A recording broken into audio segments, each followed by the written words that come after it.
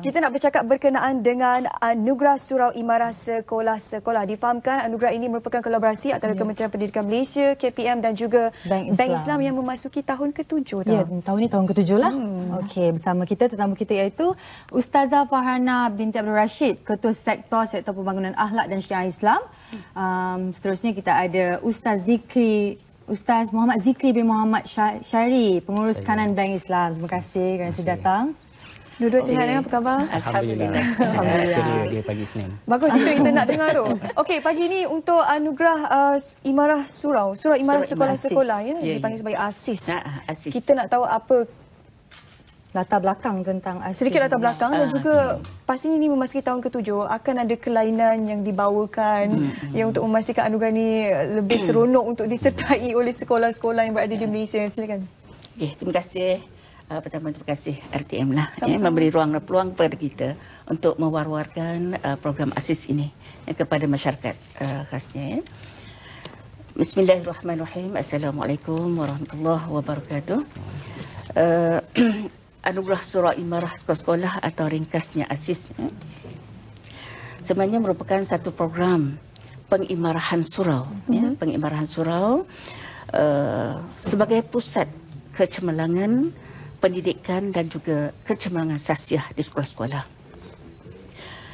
Sebagaimana yang telah disebutkan tadi, program ini sudah pun memasuki tahun yang ke-7.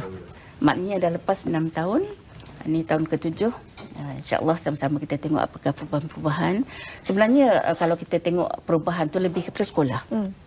Sebab apabila dengan adanya pertandingan Surau Imarah ini, kita lihat dan kita kadang-kadang tak menyangka bahawa di sekolah sana maknanya banyak bakat terpendam, sebab ada inovasi-inovasi yang dibuat, pelbagai aktiviti dilaksanakan dan ada sekolah yang sampai berpuluh-puluh aktiviti. Kadang-kadang kita rasa risau, boleh ke sekolah buat ni? Tapi alhamdulillah, rupanya mereka ni sangat teruja untuk menceriakan surau. Jadi surau ni boleh dikatakan satu wadah penyatuan kaum. Walaupun surau ni dikaitkan biasanya dengan anak orang Islam, tapi sebenarnya bila kita turun ke sekolah lain, di sekolah rupanya kaum lain, agama lain sangat teruja untuk membantu rakan-rakan mereka yang Muslim ini untuk menceriakan surau. Bahkan kalau kita tengok ada di antara murid bukan Islam ni, non-Muslim ini yang mengajak ibu bapa mereka turut membantu mencat sekolah, mencat surau lah, mencat surau, menceriakan surau. Ada yang menyumbang dalam bentuk kadang-kadang sumbangan bunga, untuk sama-sama mereka suka nak melihat surau tu satu tempat yang ceria dan kondusif. Okey, jadi bagaimana pula penglibatan Bank Islam sebagai rakan strategi selama 7 tahun ni? Bismillahirrahmanirrahim. Bank Islam kita sejak daripada tahun 1983 sebenarnya agenda untuk memberi impak kepada masyarakat itu telah berada dalam DNA Bank Islam. So bermakna tahun ini 2019, bermakna kita telah pun 36 tahun membawa DNA yang sama. Jadi apabila kami terlibat secara langsung pada tahun 2013 bersama-sama dengan Bahagian Pendidikan Islam KPM, kita melihat bahawa di sana ada potensi bagaimana surau ini boleh menjadi suatu call center ataupun pusat teras kepada pembinaan sasiah para pelajar di sekolah rendah dan juga menengah, yang mana kita yakin dan percaya bahawa dengan pembinaan sasiah dan etika bermula daripada surau ini ataupun yang menjadi terasnya di surau ini boleh menjadi satu pemangkin kepada generasi masa depan negara yang lebih gemilang. Jadi apabila kita terlibat pada tahun 2013, pada awalnya peruntukan yang kita peruntukkan untuk program ASISnya hanya 20,000. Hanya 20,000 untuk seluruh Malaysia. Untuk seluruh Malaysia. Okey, termasuk Sabah Sarawak. Itu tahun pertama. Itu untuk tahun pertama.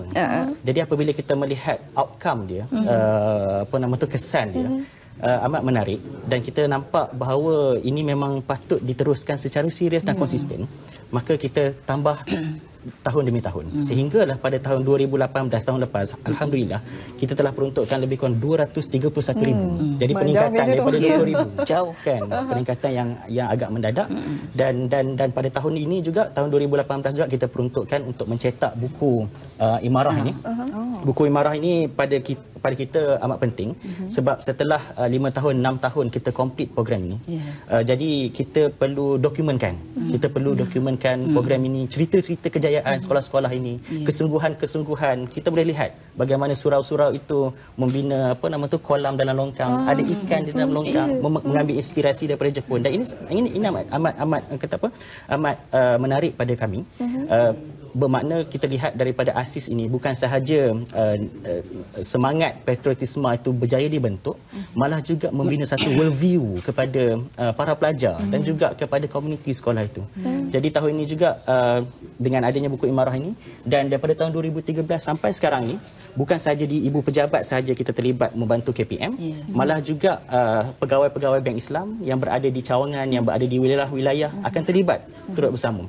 Contoh, saya ambil contoh, kalau katalah sekolah itu adalah SMKA Slim River di negeri Perak, di Slim River, maka cawangan yang berhampirannya adalah cawangan Tanjung Malim, Bank Islam.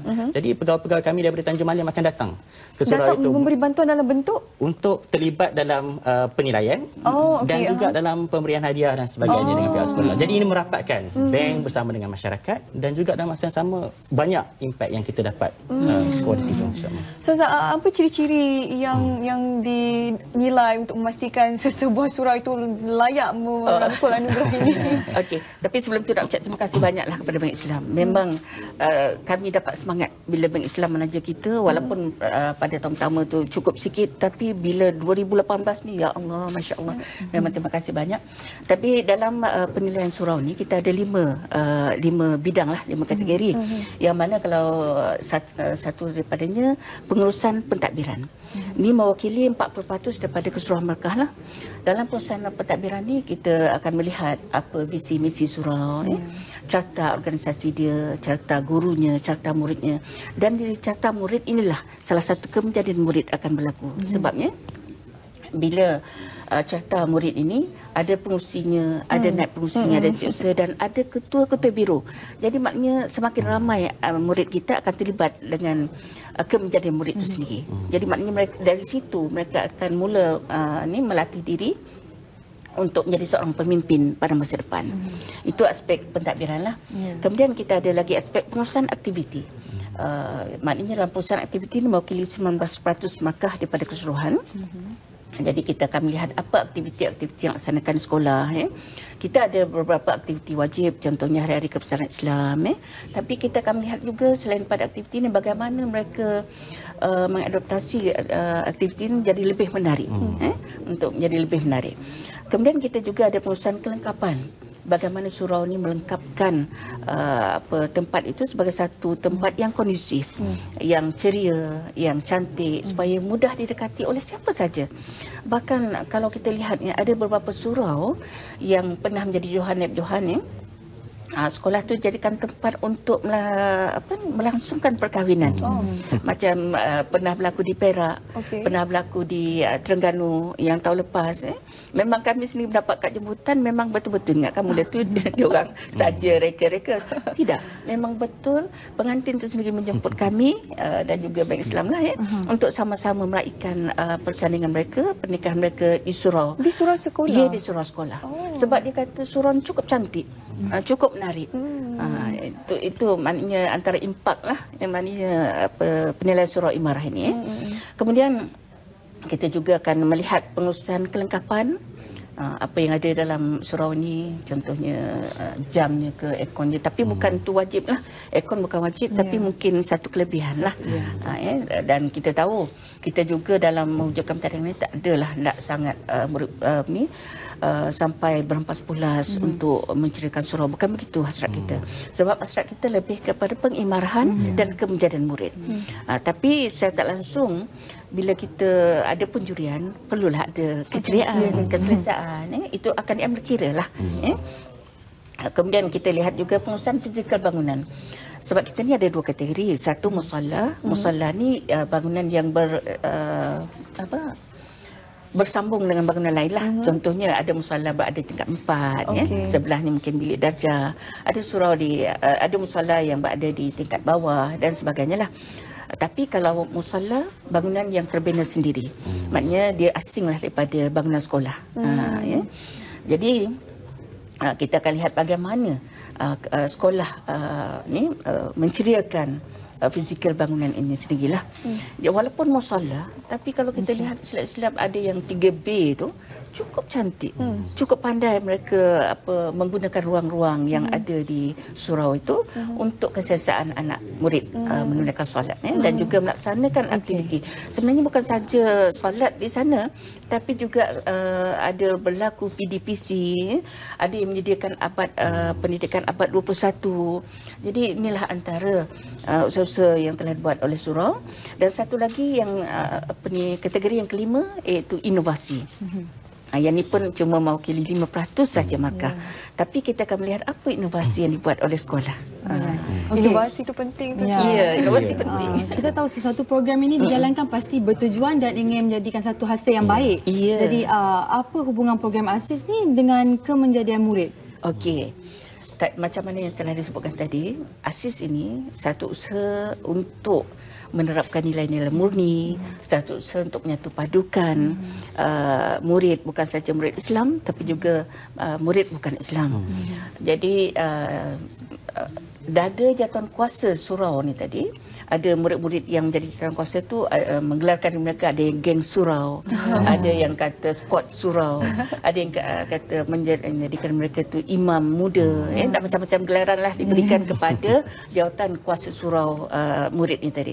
Jadi di situ murid akan diajar cara untuk menjadi seorang pemimpin. Murid akan diajar cara berucap sebab mereka ni terlibat secara langsung dengan pengurusan surau. Jadi mereka juga dilatih di surau tu juga ada speaker corner. Murid akan dilatih untuk memberi syarahan, memberi ceramah, memberi tazkirah. Jadi di sinilah murid-murid ni akan berusaha untuk menjadi seorang yang lebih orang kata lebih prihatin, menjadi seorang bakal pemimpin negara pada masa depan. Kemenjadian murid itu satu hal, tapi satu hal lagi sokongan daripada ibu bapa. Betul. Tanpa sokongan ibu bapa mungkin perkara ini juga tidak akan berlaku. Jadi Cik Ziki mungkin boleh berikan sedikit harapan kepada ibu bapa di luar sana untuk sama-sama menjayakan program ini. Sharingkan. Kata kunci yang penting pada Bank Islam ialah substance over form. Maknanya kita mementingkan kepada isinya, pengisiannya daripada apa yang di luarannya. Dan tapi kalau luarannya itu cantik, itu satu bonus kepada kejayaan sekolah tersebut dalam mengimarahkan surau mereka. Dan kita nampak bahawa apabila sekolah bersungguh-sungguh, pihak kementerian bersungguh-sungguh untuk memanfaatkan potensi surau ini supaya supaya pembinaan sahsiah para pelajar itu tidak terhenti ketika dalam kelas dan juga tidak terhenti kepada dalam proses PMP, tetapi juga keseluruhan ekosistem komuniti kecil sekolah itu sebenarnya menyumbang kepada pembinaan sahsiah itu yang asasnya core centernya adalah surau. Jadi kita melihat bahawa apabila kementerian bersungguh-sungguh untuk menggalakkan para pelajar melazimi surau, jadi kita menganggap di situ bahawa para ibu bapa juga patut menyokong. Patut menyokong itu bermakna apabila telah dilatih mereka itu solat berjemaah di surau, membuat pengisian, malah menjadikan surau itu aktivitinya di luar daripada ibadah khusus, kan. Jadi bermakna para ibu bapa juga apabila di rumah patut continue, patut sambung kan apa mesej yang patut disampaikan oleh pihak kementerian. Saya sambung sikit. Sebenarnya dalam plan pembangunan pendidikan memang ada sarana ibu bapa. Jadi memang dalam aktiviti ASIS ini ibu bapa memang terlibat secara langsung. Bahkan memang ada ibu bapa yang datang sendiri ke sekolah, khususnya ke surau, untuk sama-sama mengebling tenaga. Ada yang tak dapat tenaga, mereka bantu dengan wang ringgit. Ada yang membawa pasu-pasu bunga, ada yang menyediakan lansir, ada yang menyediakan perkhidmatan menjahit lansir, macam-macam lagi. Dan ada juga di Selangor, ada satu surau ni, mereka mendapat Quran digital yang dibagi sendiri oleh ibu bapa non muslim. Oh, ya. okey. Itu satu pencapaian yang amat membanggakan sebenarnya. Itu yang mengharukan kami. Saya pun tahu dengar.